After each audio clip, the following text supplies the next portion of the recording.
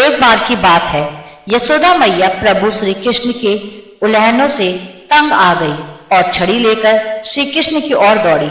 जब प्रभु ने अपनी मैया को क्रोध में देखा तो वह अपना बचाव करने के लिए भागने लगे। भागते भागते श्री कृष्ण एक कुम्हार के पास पहुंचे। कुम्हार तो अपनी मिट्टी के घड़े बनाने में व्यस्त था, लेकिन जैसे ही कुम्हार ने श्री कृष्ण को देखा तो वह बहुत ही प्रसन्न हुआ। कुम्हार जानता था कि श्री कृष्ण साक्षात परमेश्वर हैं। तब प्रभु ने कुम्हार से कहा कि कुम्हार जी, आज मेरी मैया मुझ पर बहुत क्रोधित हैं। मैया छड़ी लेकर मेरे पीछे आ रही है, भैया मुझे कहीं छुपा लो। तब कुम्हार ने श्री कृष्ण को एक बड़े से मटके के नीचे छिपा दिया। कुछ ही क्षणों में मैया यशोदा भी वहां आ गई। कुम्हार से पूछने लगी, क्यों रे कुम्हार, तूने मेरे कन्हैया को कहीं देखा है क्या?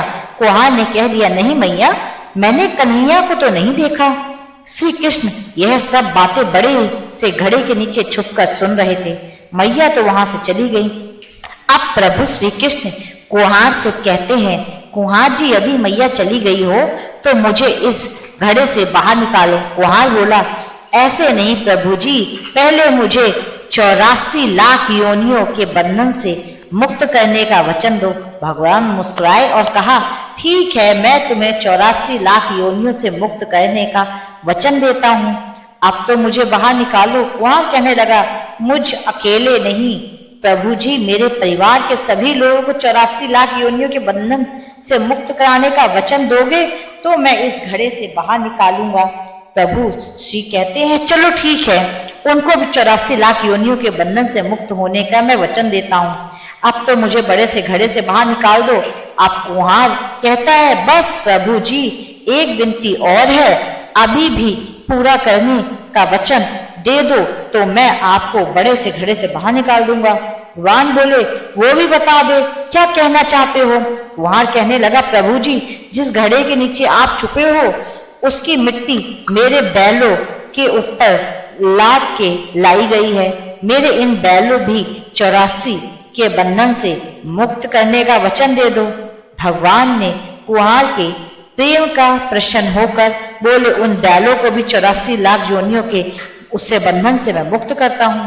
प्रभु बोले, अब तो तुम्हारी सब इच्छा पूरी हुई, अब तो मुझे घड़े से बाहर निकाल दो।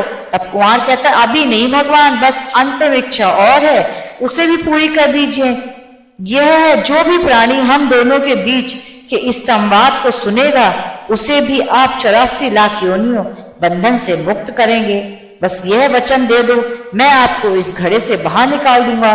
कुम्हार की प्रेम भरी बातों को सुनकर प्रभु श्री कृष्ण खुश हुए और कुम्हार की इस इच्छा को पूरा करने का वचन दिया।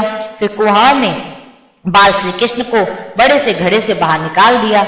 उनके चरणों में साष्टांग प्रणाम किया। प्रभु जी के चरण धोए और चरणामृत लिया।